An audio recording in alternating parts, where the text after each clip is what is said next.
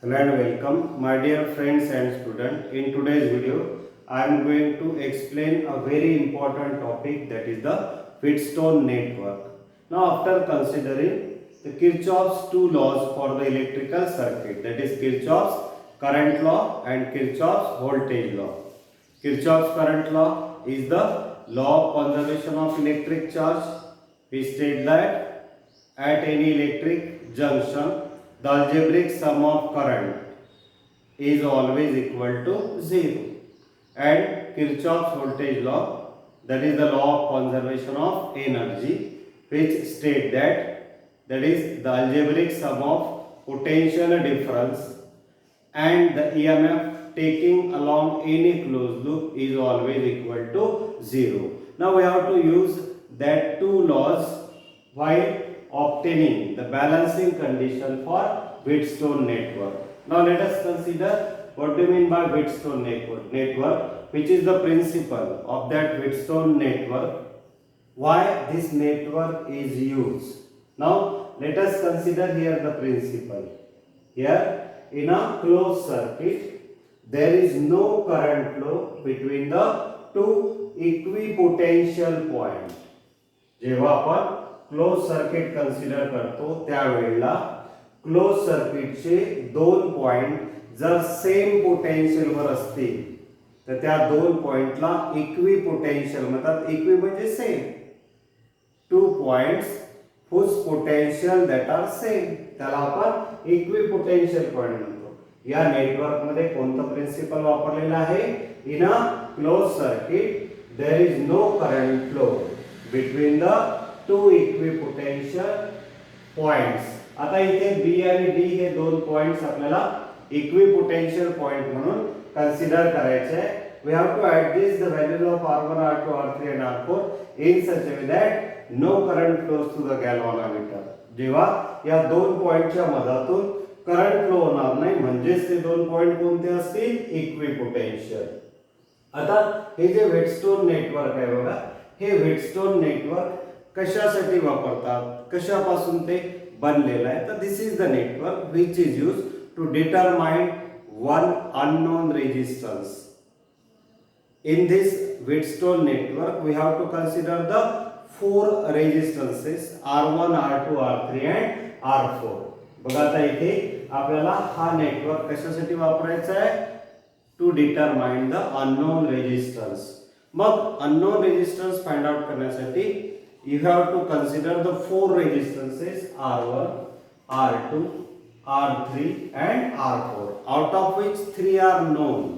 या चार पैकी तीन रेजिस्टन्सचे व्हॅल्यू आपल्याला माहित असतात, R1, R2 आणि R3 च्या.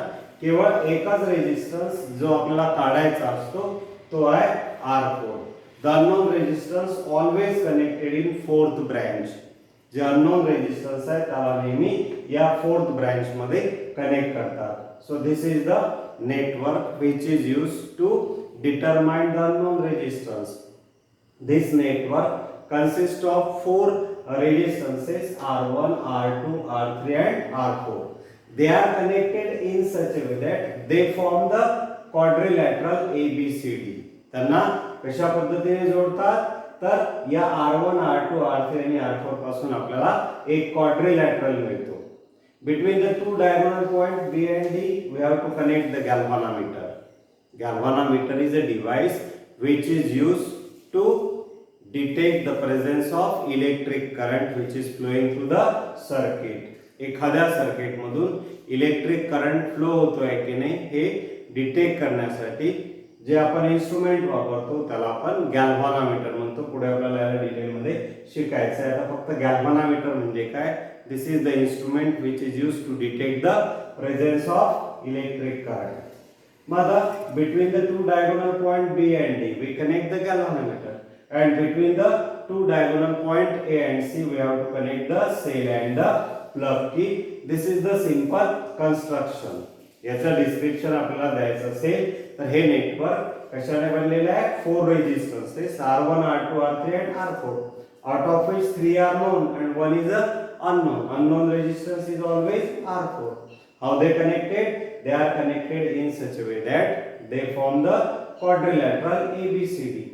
Then between the two diagonal point BD we have to connect the here galvanometer, and between the two diagonal point AC we have to connect the cell and plug key. Then whatever the current supplied by this cell, that is the I. This current when reaches to point A, some current that will flow through the first resistance, some current that will flow to the third resistance. पहिल्या resistance मधून जाणारा current I1 घ्यायचा, third resistance मधून जाणारा current I3 घ्यायचा. हा current इथे आल्यानंतर दोन भागात डिवाइड होईल. Sum of the current that flows through the galvanometer and remaining current that will flows through the second resistor. हे जे मी रेड एरो ने दाखवलेला आहे, this is the direction of flow of current. मग इथे हा जो I1 करंट येईल त्यापैकी काही करंट हा गॅल्व्हनोमीटर मधून फ्लो होतो आणि काही जो करंट आहे हा R2 मधून फ्लो होतो. म्हणून मग इथे R2 मधून फ्लो होणारा करंट I2 घ्यायचा, गॅल्व्हनोमीटर मधून फ्लो होणारा करंट हा IG घ्यायचा. त्यानंतर हा I3 करंट इथे आल्यानंतर आणि हा IG करंट इथे आल्यानंतर उरलेला जो करंट आहे दोघांची ऍडिशन ही इकडनं पास होतं. हा करंट घेतलाय आपण I4 which is passing through the R4. So this is the complete description of the Wheatstone network circuit diagram. Now how we have to write this question? आता असा question आला तर पहिले तुम्हाला अशी सर्किट डायग्राम काढावी लागेल. ही सर्किट डायग्राम एकदा व्यवस्थित आपण काढली की आपल्याला त्याच्याशी रिलेटेड पॉइंट की जे मी आता ओरली तुम्हाला सांगितले तेच पॉइंट तुम्हाला इथे लिहायचे आहे. बघा काय लिहायचं आहे तर पहिले प्रिन्सिपल. इथे कोणतं प्रिन्सिपल वापरलं जातं की in any close circuit there is no flow of electric current between the two equipotential points. Close circuit मध्ये जर दोन पॉइंट सेम पोटेन्शियलवर असेल तर त्यामधून इलेक्ट्रिक करंट फ्लो होत नाही. त्यानंतर याचं डिस्क्रिप्शन द्यायचं असेल तर आता तुम्हाला सांगितलं मी की सगळ्यात पहिले हे नेटवर्क आपण कशासाठी वापरतो तर this is the network which is used to determine the unknown resistance.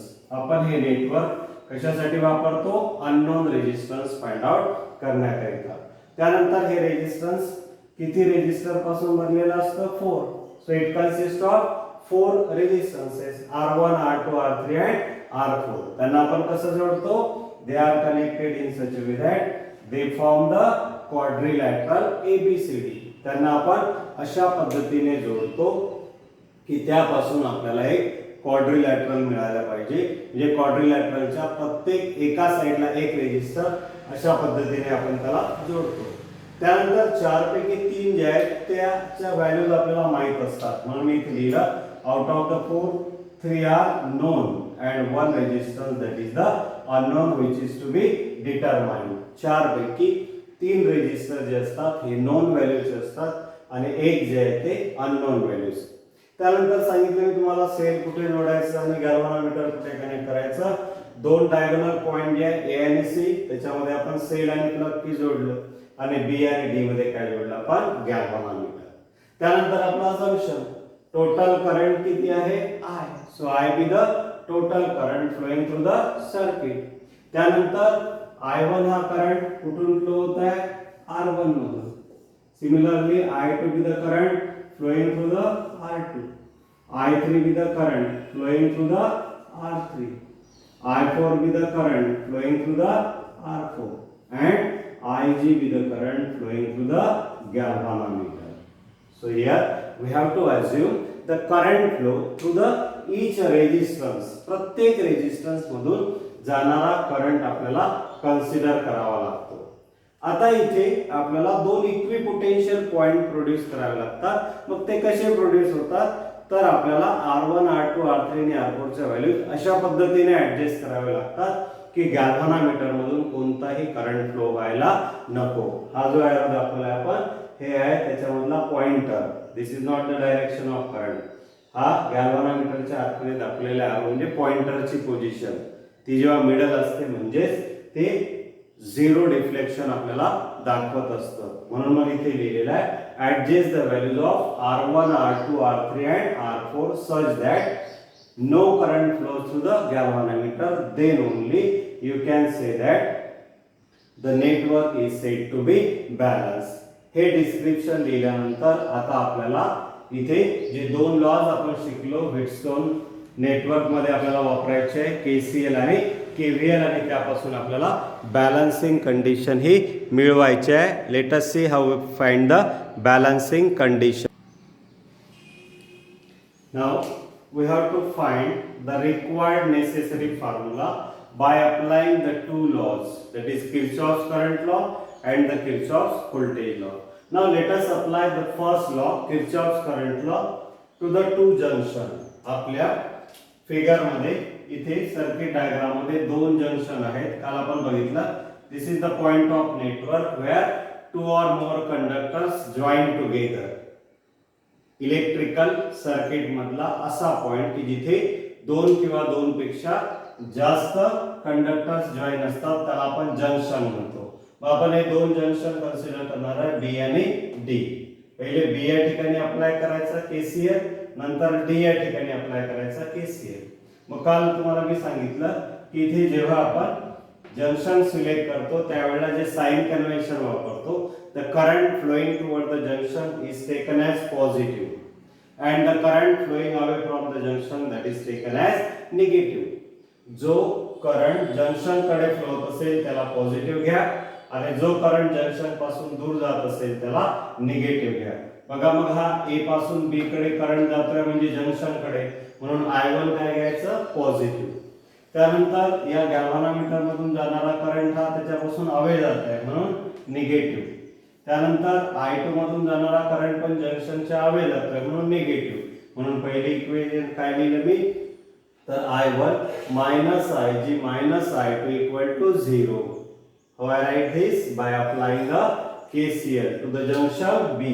Kirchhoff's current law junction B ला अप्लाय करून आपण I1 minus Ig minus I2 equal to 0 लिहिलं. म्हणजेच algebraic sum of the current at any junction is always equal to 0. आता balancing condition काय, तर no current flows to the galvanometer. Galvanometer मधून current flow होत नाही म्हणजे काय, Ig equal to 0. मग याची व्हॅल्यू जर 0 ठेवली तर काय राहिलं, I1 minus I2. So I1 minus I2 equal to 0. Therefore I1 equal to I2. हे झालं आपलं equation number 1.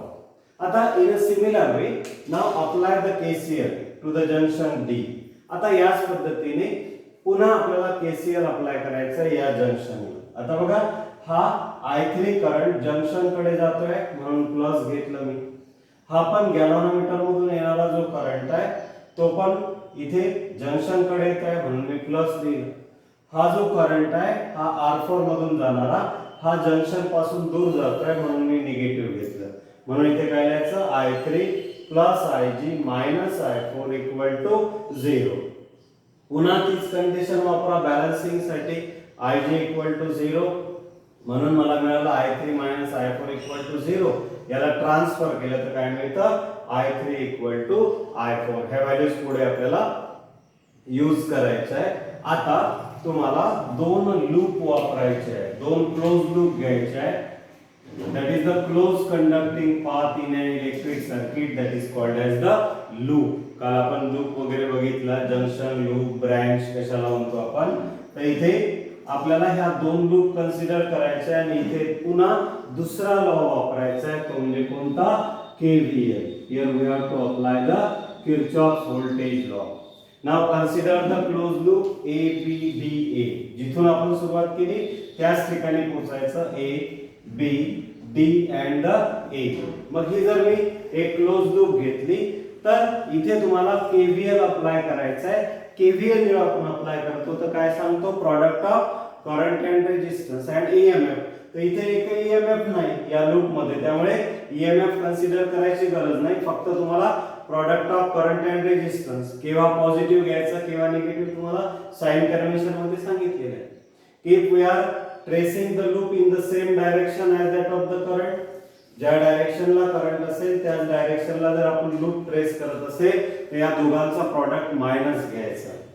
If the loop is traced in the same direction as that of the current, then the product of I and R that is taken as negative.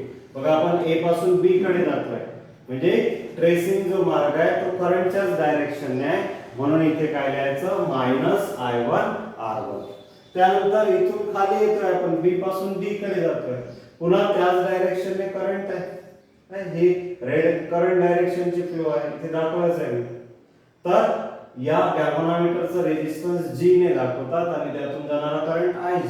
म्हणून पुन्हा मी इथे काय लिहिलं -Ig × G. आता आपण D कडून A कडे येतोय. D कडून A कडे जेव्हा आपण येऊ तर बघा आपण करंटच्या विरुद्ध दिशेने चाललोय. करंट हा A to D जात आहे, आपण D to A.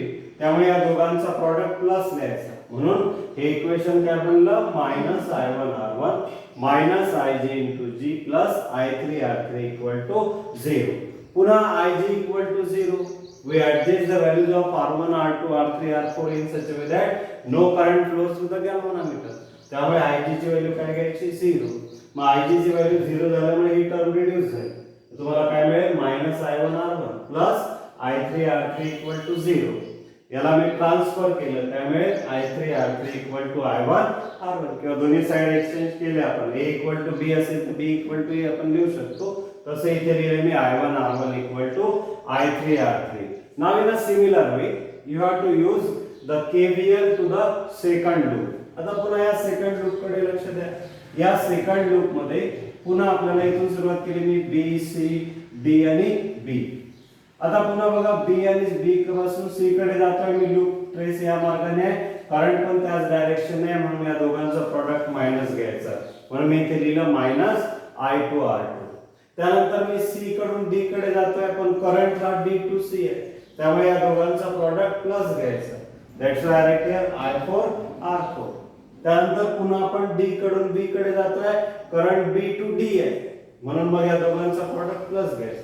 पुन्हा कंडिशन वापरा Ig = 0. त्यामुळे हे टर्म रिड्यूस होईल. तुम्हाला मिळेल -I2R2 I4R4 = 0. याच्यावरून पुन्हा तुम्हाला इक्वेशन मिळेल I4R4 = I2R2. पुन्हा इंटरचेंज करा. that is I2R2 = that is I4R4. आता इक्वेशन 3 divided by 4 जर केलं आपण, त्यासाठी I write here I1R1 = I3R3. याला आपल्याला डिवाइड करायचं आहे. इथे राहील I2R2, इथे राहील I4R. आता इथे तुम्हाला ह्या दोन व्हॅल्यूज वापरायच्या आहेत. I1 = I2 आहे, त्यामुळे हे कॅन्सल होईल. I3 = I4 आहे, त्यामुळे ह्या दोन टर्म कॅन्सल होईल. So we write here from equation 1 as I1 = I2 and I3 = I4. Therefore, what is the required formula? R1/R2 = R3/R4. This is the required formula in case of Wheatstone network. या required formula पर्यंत आपल्याला त्याला मिळवून दाखवावं लागतं. याच्यावर एक तासा हा थेरॉटिकल क्वेश्चन विचारतात किंवा याच्यावर प्रॉब्लेम असतो किंवा इझी ऑब्जेक्टिव्ह बेस्ड क्वेश्चन असतात. 4 पैकी 3 व्हॅल्यू दिल्या असतात, चौथी व्हॅल्यू तुम्हाला काढावी लागतं. पुन्हा एकदा ऐका, इथे आपल्याला या सर्किट डायग्राम मध्ये दोन लॉज वापरायचे आहेत, एक केसीएल आणि केव्हीएल. केसीएल लॉ कुठे वापरायचा आहे? फॉर जंक्शन बी आणि डी. बी आणि डी जंक्शन मध्ये 3 ब्रांचेस आहेत, 1 2 3 कंडक्टिंग सरफेसेस आहेत. म्हणून मग आता इथे आपल्याला by applying KCL to junction B, मग मी आता सांगितलं त्या पद्धतीने जो करंट जंक्शन कडे जातोय त्याला पॉझिटिव्ह घ्या, जो करंट जंक्शन पासून दूर जातोय त्याला निगेटिव्ह. म्हणून इक्वेशन हे लिहिलं आपण I1 - Ig - I2 = 0. इथे आपल्याला व्हीटस्टोन नेटवर्क बॅलन्स करण्यासाठी कंडिशनच आहे Ig = 0. त्यामुळे इथे I1 - I2 = 0. याच्यावरून I1 = I2 मिळवलं. Apply the same law for this junction D. पुन्हा जो करंट जंक्शन कडे जात असेल त्याला प्लस घ्या, जो करंट जंक्शन पासून दूर जात असेल त्याला मायनस घ्या. याच्यावरून पुन्हा तुम्ही काय मिळवलं? I3 = I4. It means to get the equation 1 and 2, which is the thing you have to remember, that is keep in mind KCL, Kirchhoff's current law, for the junction B and for the junction D. Now you have to apply the second law, that is the KVL, Kirchhoff's voltage law. आता इथे आपल्याला Kirchhoff's voltage law apply करायचा आहे या दोन्ही लूपला. पहिल्या लूपला जर apply करताना बघा इथून सुरुवात केली मी ABDA. ABDA या ठिकाणी ज्या डायरेक्शनने आपण चाललोय त्याच डायरेक्शनने करंट असेल तर त्या करंट आणि रेजिस्टन्सचा प्रॉडक्ट हा मायनस घ्यायचा. So that's why write here minus I1 R1 minus IG into G plus I3 R3 equal to 0. पुन्हा IG equal to G condition, IG equal to 0 he condition वापरा. याच्यावरून तुम्हाला मिळेल I1 R1 equal to I3 R3. Similarly या second loop साठी KVL वापरा. पुन्हा इथून सुरुवात केली मी B C D B.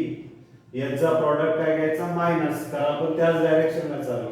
यांचा प्रॉडक्ट काय घ्यायचा प्लस, कारण आपण अपोजिट डायरेक्शनने चाललोय. म्हणून इथे लिहिलं मी प्लस I4 R4. पुन्हा D टू B जाताना पण करंट अपोजिट डायरेक्शनने, त्यामुळे प्लस. पुन्हा इथे कंडिशन वापरली आपण IG इक्वल टू 0. त्याच्यावरून आपण I4 R4 equal to I2 R2 मिळवलं. एकदा इंटरचेंज केल्यानंतर इक्वेशन 3 डिवाइडेड बाय 4 केलं आपण.